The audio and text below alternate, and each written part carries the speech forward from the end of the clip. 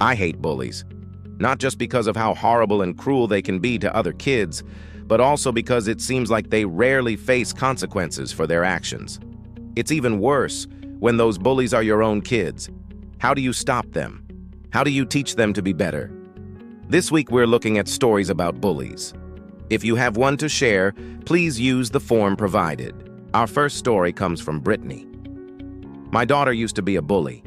She would throw bits of food at my wife when they were working together in the kitchen. She would throw paper balls at her brother and would say nasty things to him. No one dared tell her off because she was so mean and scary. She would cry, scream, and kick whoever got in her way. The whole family was afraid to tell her off or discipline her. So my wife and I decided to let her have her way. We hoped she would burn out. Well, she took it too far when she started taking bits of food from her brother's plate and throwing it at him. That was it. We told her she was not allowed to touch his food. She didn't listen and continued to take his food and throw it at him. We took away her dessert after dinner and sent her to her room. She came out of her room screaming and yelling, then kicked me and ran out of the house. I yelled for her to get back inside. She refused and ran down the street. My wife and I were scared to discipline her for so long, and she had no fear of punishment. We didn't know what to do. Do you have any ideas? Our second story is from France. My daughter was a terrible bully. She threw pieces of food at the other kids at lunchtime. They would tell me, and I would speak to the teacher. The teacher would tell me she was fine, but I could see my daughter laughing and playing while the other kids cried and got angry. I felt helpless. One day I got a call from the headmaster. He asked me to come to the school immediately. I found my daughter in the headmaster's office. In front of me, the headmistress finished her sentence. That is why she is now being expelled from school. Her father turned to her and said, "Go to the car, dear. Mom and I will deal with this." She left without saying a word. We drove in silence to the car. When we got home, she went to her room without saying a word. I couldn't believe it.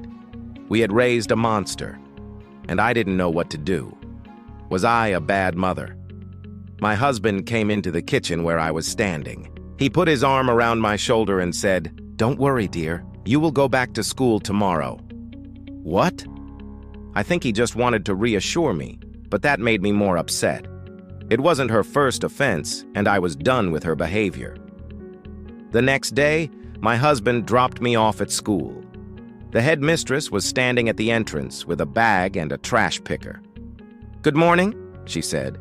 "You have school duty for the next 30 days. You will pick up trash, sweep, and clean the toilets."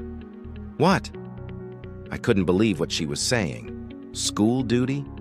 I turned to my father and begged him to help me, but he just smiled and walked away. After I had picked up trash for 2 weeks, I asked my father to help me. He replied, "This was our idea, darling. Your mother and I will never support bullying, and what you did to the children was terrible."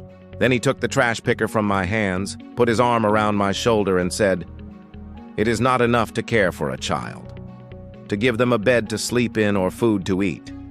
But above all, we have a responsibility to help our children grow up to be good human beings." Every day I met my father at school and we cleaned up together. After the 30 days, the headmistress gave me back my books and told me I could return to class. But everything had changed. I realized that it doesn't feel good to be a bully. My father hugged me and said, "We are proud of you.